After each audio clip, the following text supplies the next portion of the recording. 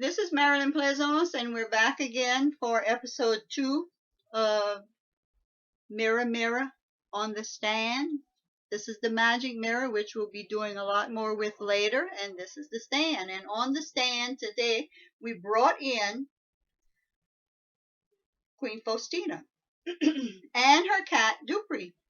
And Queen Faustina is sitting next to Sugar. If you remember in episode 1, we talk to Sugar. Sugar's always with me. Sugar lives with me. Queen Faustina lives at the dollhouse. They're all from the land of Sha Bebe. They live in the sugarcane fields of Louisiana in the land of Sha Bebe. But Queen Faustina rules not with an iron fist. She's a very fair queen, but she's strict in her ways. And she has no crown. She has flowers in her hair. Let me pick her up to show you how she looks. She's very big. Her face is just as big as mine. This is the queen, and she's named after my grandmother. My grandmother's name was Faustina. And this is her flowers. She doesn't want to wear a crown. She's not pompous, and I don't know, she's a very, very fair queen. But everybody listens to her, and her decisions in the land of Sha Bebe is final. Nobody, when she makes a decision, it counts. They have to listen to Queen Faustina. Now, when I told you yesterday that there was an episode in Cajun Fairies, this book, the second book, where Dupre actually saved Queen Faustina's life, because the wicked Cajun fairies had invaded the goodness of the land of Sha Bebe. And when Robespierre came, he took Queen Faustina by her hands and her feet and brought her underneath a tree in the roots. And she thought she was in some kind of prison, which she was, because she couldn't get out. Well, but she didn't have anything. He took her out of the land of Sha Bebe and just brought her in this place where they had a tree. And Queen Faustina loves her keys. She had no keys. This is her keys that she carries with her. She's got these keys too. She always has these 2 keys. But this is the ring. She walks around. Keeps walking around. She walks around and she keeps looking around the land of Sha Bebe to see if everything was okay. And she felt something wasn't right, because the Cajun angels weren't there, and it was wrong. The land had been invaded by Robespierre, the wicked Cajun fairy. And when he put her underneath the tree, what happened was Dupre some kind of way she wasn't far away from the land of Sha Bebe, but they kept flying around with her, and she didn't know where she was. She was very disoriented. Everybody in the land was very disoriented, but they took the queen. So Dupre, the cat, some kind of way made his way to where the tree was and started digging and digging, and he brought her set of keys. He put the set of keys around his neck and brought the set of keys to Queen Faustina so she could think. Because when she rings, it just helps her to think. Well, when she did that, as she was doing that, Dupre started scratching and scratching and scratching dirt until she could pull the roots apart, and she got out. And she went and she ran back to the land of Sha Bebe.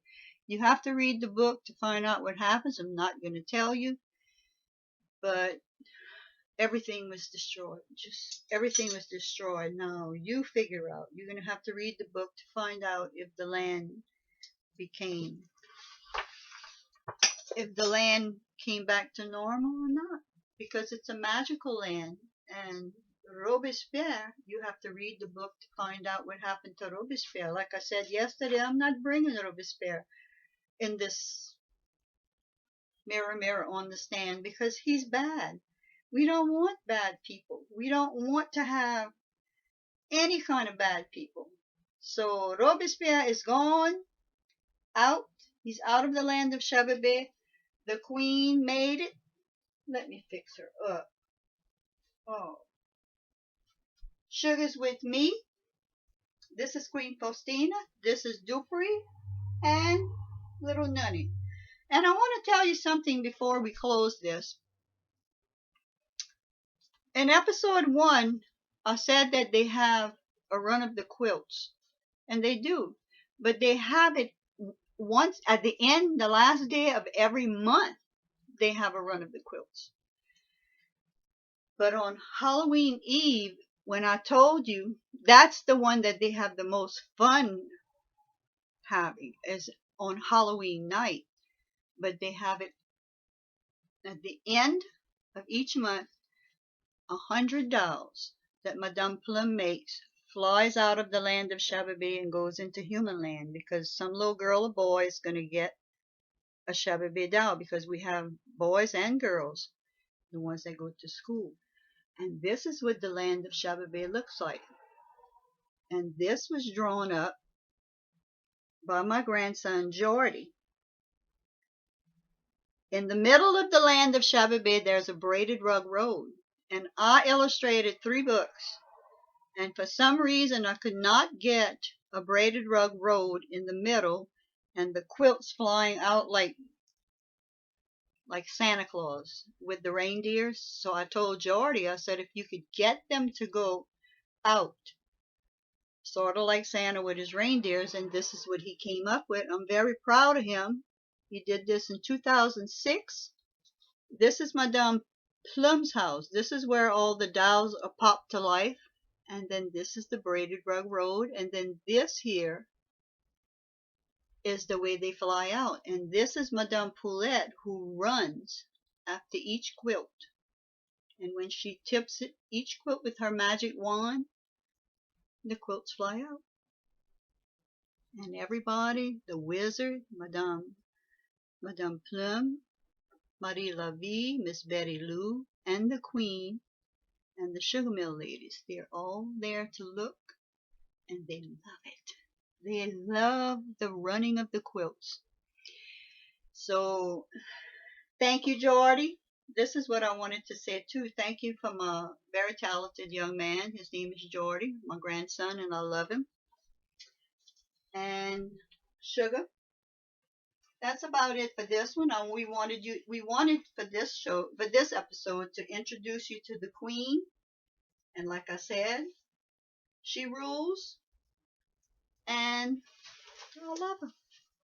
And we would like to tell you thank you for watching episode 2.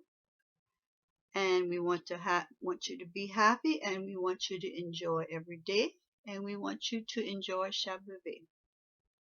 Thank you and goodbye. Love y'all.